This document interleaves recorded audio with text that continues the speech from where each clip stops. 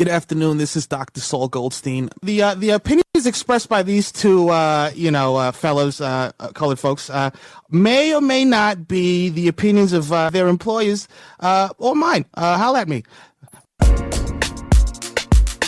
Top, they want top, they love top, they want top, they love top. If I speak, I am in big trouble. In big trouble. And I don't want to be in big trouble. The World Cup in Qatar, man. Been a lot of conversation coming into this World Cup, during this World Cup, and now we are nearing the end. Final has been set. It will be France, defending champions, versus Argentina. Messi will try to get the elusive World Cup trophy before he exits international competition forever. Oh, man. Age catches up with everybody, but here we are. But that's not what we're here to talk about. We are here to talk about sports washing because, with all the controversy surrounding Qatar receiving the World Cup in the first place, we need to know, is the sports washing working? Ken, what are your thoughts? I'd say yeah, bro. I knew you was going to say yeah. You know how I knew you was going to say yeah? How? Because I was going to say, hell yeah. Yeah, bro. Like, not for nothing. I had some friends go for the group stages, and when they came back, like, they didn't have nothing but good things to say, bro. Like, because I mean, it's all in Doha, so they were able to keep a lid, like on where people could go or they couldn't go. Like Doha is virtually like an international city. It's like a cheaper, Dubai. Mm-hmm. So like everybody that came back said nothing but good things, man. They were like the streets were clean, like there was no homeless problems, like outside of the whole like beer thing not being widely available on the streets, which people said they liked, right? Like it was like I think that shit's working, bro. Like look at the storylines that are coming out. Like nobody like we've gotten a few like articles here and there about protests and stuff happening. But I mean, at the end of this World Cup, we're either going to have France being back-to-back champions or Messi winning his first World Cup. And that's what this World Cup's going to be remembered for, right? Right. Like one of those, right? So, I mean, at the end of the day, man, I think the sports washing's working, bro. It is working. That is for sure. I knew it would. It always does. Like it's the World Cup. Like Yeah. my mantra is always everything is everything. And people got all these thoughts about whatever until it's time to actually like exclude yourself from something. Yeah. And the World Cup, there are way too many people with too many different thoughts. So you're gonna have eyes. I mean, look at the stadiums the Argentinian fans for that semifinal game against Croatia. It's like, bro, how do y'all afford to get over there in the first place? Because like you said, everything's in Doha. So it's Yeah. not like, oh, you was able to get a sweetheart Airbnb deal in a town nearby or some shit like that. Like Yeah. you're paying the exorbitant hotel prices to stay there for however many nights. You're paying the increased flight costs. It's a surge pricing, we'll call it, because you're flying specifically for the World Cup and they know that. It's like, bro, niggas is rich. What the hell? So, with all of that going on, I'm just like, yeah, bro, like Qatar definitely had to deal with some additional scrutiny because of the World Cup, but they knew what they were paying for. They knew what they were getting into when they did it, and they knew they needed to do it anyway because on the other side is this.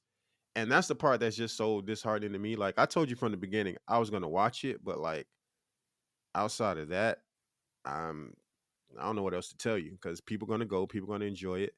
So I'm going to watch it on TV because we talk about soccer and that is the biggest soccer tournament in the world. So yeah, just like you said, people coming back having nothing but good things to say. I know someone that went. He did not delete my phone number, so I don't know. Bro, I pulled up to the I didn't know he was going, first of all. I pulled up to a watch party for the US men's national team the night they got knocked out. Uh-huh. And he was in line. And I was like, "Oh, what's going on?" And he's like, "Yeah, I just came back from Qatar." And I was like, "Bro, what?" So that was that. But yeah, man, like you said, everybody's just kind of like involved in the games now. The storylines are so good. Morocco getting to the semifinal. Um, all the crazy games that we saw, the exciting play, the high scoring games, the low scoring games, the penalty shootouts. Just a lot happened. Just great, exciting, engaging football. So yeah, Qatar got away with this one, man. They got exactly what they needed to get out of it. But it's still not going to, well, I can't say it's not going to do anything. It will be interesting to see what changes this initiates in the country. So we did see some things change with immigrant workers' rights, how much, who can actually say if you're not there on the ground. But, it is widely reported that there were changes and improvements. So, if there are more changes and improvements over time, I'd be interested to see what those are and how it shapes or reshapes the country. Yeah, like I mean, the Qataris have said it themselves, and everybody I know who is coming back now, they say it's very clear because I've asked them this based on what the Qataris have said. They're trying to become the second wave of the United Arab Emirates, right? Mm-hmm. Mm-hmm. With the way people love Dubai, that's Yeah. what they're trying to get to. And from all accounts, Doha, at this point, it's just a more affordable Dubai right now. Mm-hmm. So my friends were talking about how compared to Dubai, because some of them have been to both, they said it was way affordable. The amenities are just as nice. They were maybe in 10 or 15 years, who knows, right? It might be just as expensive as going to Dubai, which Mm-hmm. which the Qataris are probably shooting for. Right. They have an emir, they don't have elections and shit like that where their policies change every couple of years, right? So I mean, it's very, very, very plausible that in 10 or 15 years, this World Cup, would be looked at as the start of the Qatari ascension in the region.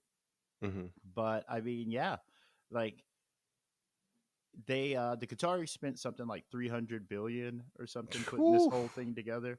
The There's no way world they made that back. Oh, no, no, no, no. They said they only made 15 or 20 of it back. Mm. But I mean, what's the price on that if in 10 or so years the whole viewpoint or the whole thought window around your country has changed, right? Yeah. Because I mean, they'll make that back eventually, right? I mean, not for nothing, they sell oil, bro. So, Mm-hmm. Mm-hmm. Mm-hmm. Mm-hmm. they probably had it to spend, right? Yeah, 100%. They had it to put that investment down. So, yeah, I mean, sports washing works. You can look at any level that sports washing occurs at, in any country. You can see what the U.S. military did here, Mm-hmm. after 9/11, and how the big old patriotism kick got going here, and how it just totally reshaped how people felt about being quote unquote Team America. So we all knew it was going to work. It was just how messy was it going to be in the beginning. And from all accounts, on the ground, there was no mess at all. Yeah. Oh man, it's wild to see, but listen, we knew it was gonna work, like you said, because bread and circuses, man, bread and circus. Thank you for checking out Chop Soccer Pod Short Corners. For more, check us out on Twitter @Chop Soccer Pod and Instagram @Chop Soccer Pod. You know the vibes.